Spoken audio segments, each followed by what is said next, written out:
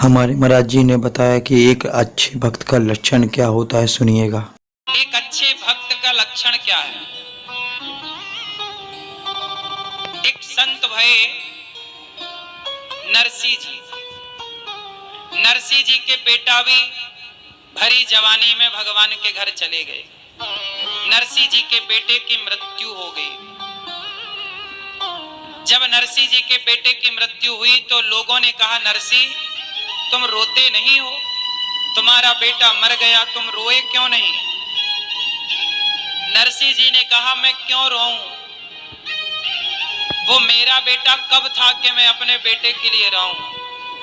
बेटा मेरा नहीं था, भगवान मेरे हैं, गोविंद मेरो है, गोपाल मेरो। बेटा मेरा कभी था ही नहीं। बेटा तो देने वाला कौन? भगवान। सबके बेटा बेटी देने वाला कौन है?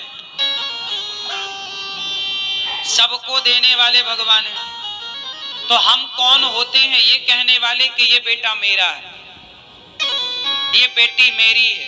ना तो बेटी मेरी है, ना तो बेटा। ना बेटी की आंख मैंने लगाई, ना बेटे की आंख मैंने लगाई। सबको बेटा बेटी, सबको संसार, सबको ये जीवन देने वाले भगवान हैं। वो तो अज्ञानवश हम मान लेते हैं कि ये बेटा मेरा, ये बेटी मेरी। लेकिन बेटा मेरा है मैं ये क्यों कहूं? भगवान मेरे हैं मैं ये क्यों ना कहूं?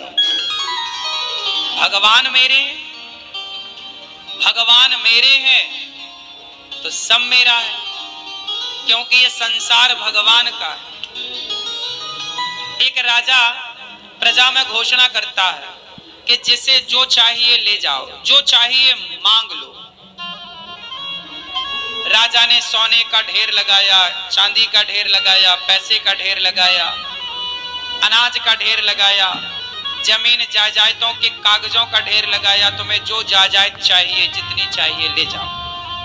लोग आए, लोग तो लूटने आते हैं। लोग आए, कोई सोना लेके गया, कोई चांदी लेके गया, कोई कुछ लेकर गया, कोई जमीनों के कागज समेटने में लग गए।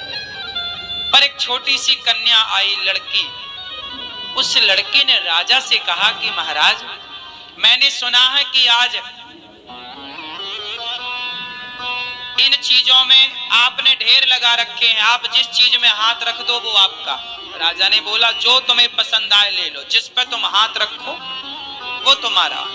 एक लड़की आई, लड़की बोली, राजा साहब मैं जिस पर हाथ रखूंगा रखूंगी क्या वो मेरा हो जाएगा? राजा बोले, बेटा सब लोग लूट रहे हैं, ले रहे हैं, तुम्हें जो अच्छा लगे ले जाओ, जाओ। तो लड़की ने किसी पर हाथ ना रखा, राजा के ऊपर हाथ रख दिया। बोले, मेरा कोई पिता नहीं है, क्या आप मेरे पिता बनोगे? मेरी कोई माँ नहीं है, मैं अनाथ हूं। और संयोग देखिए कि उस राजा के भी कोई संतान नहीं थी। तो राजा को चुन लिया उस लड़की ने। तो लूटने वालों ने तो थोड़ा बहुत लिया होगा, सीमित लिया होगा, पर लड़की ने तो राजा के धन को नहीं, राजा को ही ले लिया। और जब राजा को लिया तो अब राजा की सारी दौलत लड़की की। आया ना? तो भगवान ने भी ढेर लगा रखा है, बेटी का, बेटे का, दौलत का, पद का, प्रतिष्ठा का। तुम्हें क्या चाहिए? कोई बेटा लूट रहा है, कोई बेटी लूट रही है कि मुझे बेटी मिल जाए, बेटा मिल जाए, दौलत मिल जाए, नाम मिल जाए, इज्जत मिल जाए। ये सब ढेर है। आपको जो पसंद आए आप मांगते ही हो, हे भगवान हमें दौलत दे दो, हे भगवान हमें बेटा दे दो, हे भगवान हमें ये मांग ही रहे हो आप लोग। लेकिन समझदार वो नहीं है जो ये ढेर मांग रहे हैं। समझदार वो है, भगवान से क्या मांगना, आओ भगवान से भगवान को मांगते हैं। प्रभु हम आपसे नहीं, हम आपको चाहते हैं। मीरा जी कोई बेटे के लिए ना रोई, मीरा जी किसके लिए रोई? मेरे तो गिरधर गोपाल दूसरो ना। ये है जीवन का उत्तम सिद्धांत। भागवत सुनना कितना अच्छा काम है। भगवान कभी किसी का कुछ बिगाड़ते नहीं है। मेरी माँ लोग बोलो राधे राधे राधे राधे। किसी का कुछ नहीं बिगाड़ते। देखो ना, भगवान श्री कृष्ण के सगे भांजे का नाम है अभिमन्यु। वो अभिमन्यु भी महाभारत में मारे गए। जब सगी बहन का बेटा मारा गया तो क्या भगवान उसे जीवित नहीं कर सकते थे?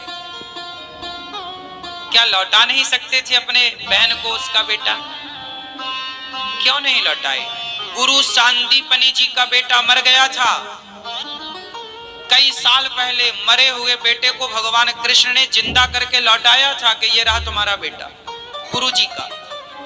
जब गुरु जी का बेटा आपने लौटाया, कंस ने जितने देवकी के बच्चों को मारा था, उन सारे देवकी के बच्चों को माता देवकी के कहने पर भगवान ने वापस किया था। पता है बात आपको? बताइए हमारे माता महाराज जी ने देवकी के मरे हुए क्या बच्चे खूब लौटा बात कर दिए राधे थे राधे भगवान श्री कृष्ण कृष्ण। ने। माता